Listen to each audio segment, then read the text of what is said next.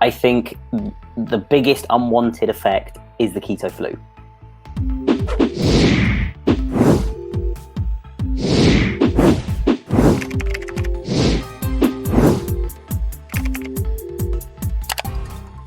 And can you name some of the unwanted effects of the keto diet? In general or in my case? Let's do both, because I can't think of any, to be honest. I mean, this is a difficult question because, you know, we are a little bit biased. But I think the biggest unwanted effect is the keto flu. It is called a flu because it mimics a flu. You feel brain foggy, you feel irritable, you feel just like really unwell. When I first went through keto, because I didn't know anything about electrolytes, I had every single symptom, including the rash, which is really like rare. So it was like, I'm amazed I managed to actually get through it and carry on, because I've always like given up on diets and things like that. But as I said, electrolytes, if you're having enough electrolytes and you are eating enough fat, it is like you can minimize it or potentially not go through the keto flu at all. The other sort of for electrolytes, just while we're on that one, what would you take for electrolytes? the three that I think are most important are sodium, potassium, and magnesium. For sodium, just add salt to things, put salt in your tongue. Salt is great for that. Potassium, I find it quite difficult to get enough in my food. So you can get it, I believe, from like leafy greens and nuts.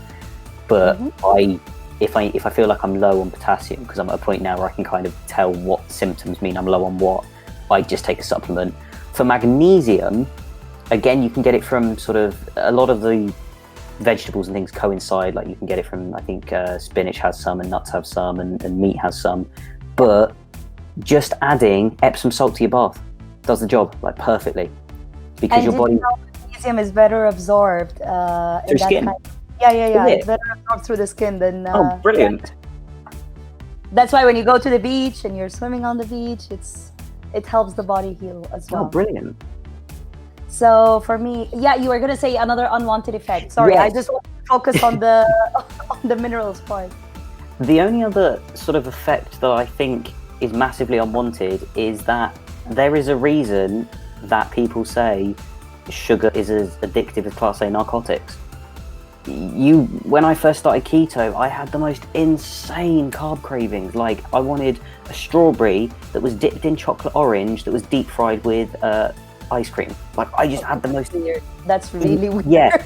And getting over those carb cravings was probably the only other really difficult part. But I didn't have enough electrolytes, and that doesn't help. That's the only thing I can think of. Can you name some of the unwanted effects of the keto diet? At the beginning, if you used to be consuming a lot of sugar, because I've seen that happen with some of my friends or some of our customers, if you're consuming a lot of sugar, it might not even be fully blown keto flu, but definitely people get headaches and migraines. And if you think about it, if you're addicted to a drug and you just stop it overnight, you are going to get headaches. So it is the addictive part. And if you're getting a headache, that means your body is going in the right direction at that point. Yes, you're going to have mood swings. Again, it's down to the addiction. It's the same as someone who drinks 7 cups of coffee and then they try to reduce coffee to 2 or cut it to totally. So that's the only unwanted effect I hear of. For me, it wasn't an issue because I've been low carbing for a while, but obviously the few years that I wasn't, yes, it was an issue to come back. Other unwanted effects, which we discussed earlier, we hear a lot of people struggling with constipation, but as Elliot said, like a lot of leafy greens can help. As Elliot's family mentioned, a lot of the nasty sweeteners can help as well. And as I mentioned, psyllium husk is a great balance. Like psyllium husk is great even for people without keto, not doing keto. So, and it's full of fiber. So why not give that extra push to your body? Okay, I shouldn't have used that word, but yeah, why not give that to your body? Moving on, swiftly moving on. Are there any negative effects of the keto diet for you personally? Do you ever miss or crave carby foods? Do you want to go first? I'll have a think on that one. Are there any negative effects of the keto diet for you personally? No. Even when my friends are eating like an ice cream dipped in chocolate, dipped in strawberry that's fried in mushrooms or whatever you were saying earlier. No, I don't crave it. Do you ever miss or crave carby foods? No, actually, I almost feel bad when I see someone eating it because I know it's scientifically proven that it will shorten their lives. And if it's someone I like and I see them eat carbs, it can even escalate into a fight because I'm like, I care about you. Stop eating this stuff. It's bad for you. It's going to shorten your life. So I've been well known for being very passionate about this since I was young. So no and no is my answer. Fair enough.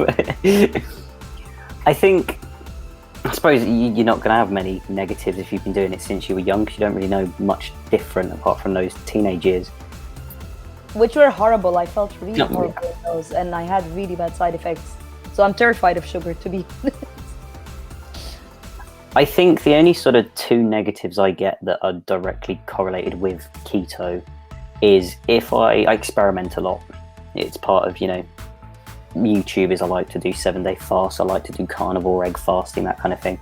When I experiment or I get stricter, my keto breath comes back.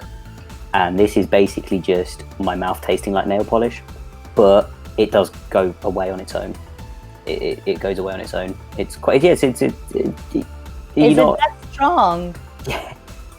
I have it if I skip a meal, but it's usually not that strong. And if I just eat like even a bite of something, it goes away.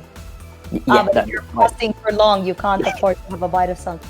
Okay, yeah, I see. But it does obviously go away on its own because you're breathing out acetone. Your body gets used to actually using that acetone as well as the other ketones. And the other one is, I'm just a pain when it comes to ordering food out, because it's like, can I have the steak without this, and then that with the salad without the dressing? I don't want that. It's just it's a bit of a nuisance. I did my whole life, so everybody got used to it. Everybody would order and leaves me last, and then when I finish ordering, they look at the waiter and they're like, "You still didn't bring the food." Oh yeah, you were taking it.